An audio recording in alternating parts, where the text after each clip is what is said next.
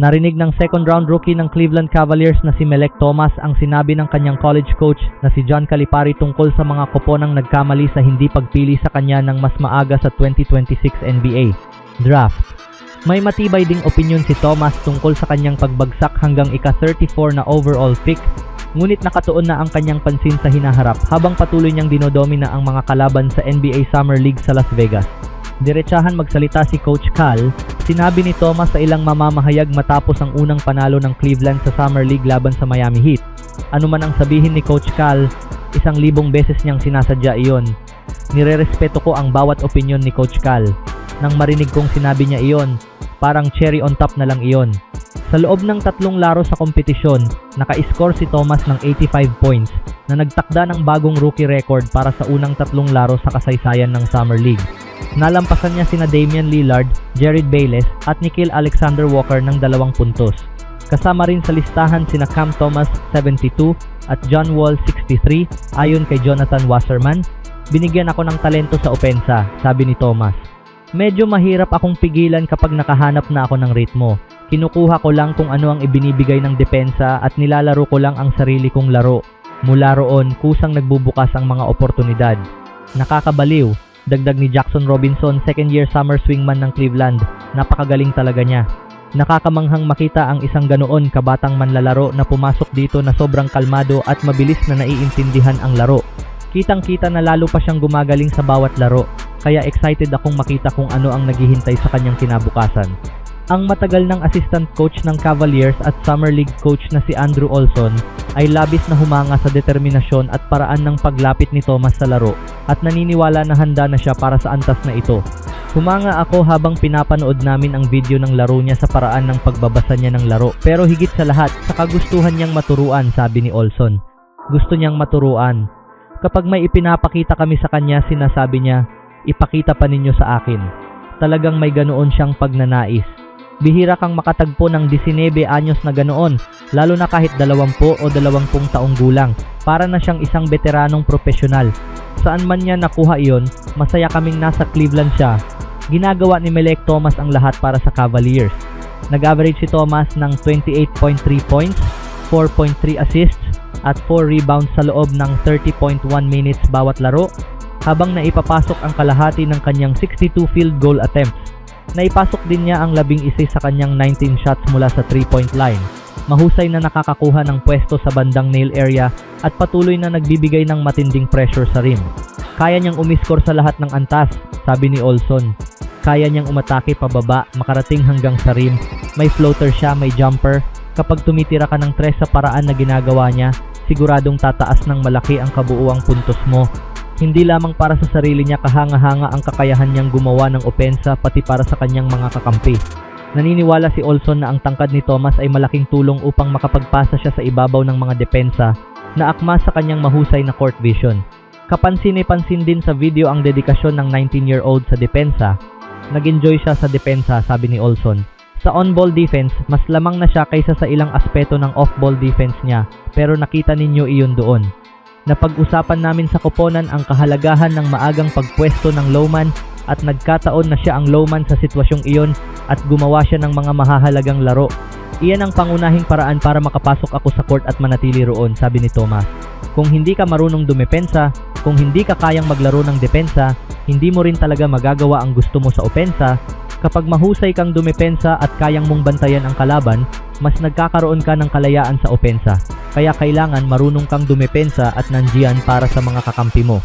Dapat kasing present ka sa depensa gaya ng pagiging present mo sa opensa. Gustong-gusto ko kapag hindi nagagawa ng ibang manlalaro ang gusto nilang gawin sa opensa at ikaw ang dahilan nito. Bagamat patuloy pa ring sinasapuso ni Thomas ang lahat ng nangyayari sa kanya, mataas na talaga ang inaasahan niya sa sarili bago pa siya dumating sa Las Vegas. Aminado siyang inisip na niyang dominahin ang kompetisyon sa sandaling maging komportable siya sa organisasyon ng Cavaliers matapos ang draft. Gusto kong manalo ng mga laro, pero alam kong magiging maganda rin ang individual kong performance, sabi ni Thomas. Bukod sa paglalaro at mahusay na performance, malaking biyaya na makasama ako rito. Matagal ko nang pinapangarap na makarating dito at ngayon nandito na ako. Parang hindi totoo bago ka makarating dito. Tapos pagdating mo rito, mapapaisip ka na, nandito na talaga ako. Gusto ko lang ibigay ang pinakamabuti kong makakaya.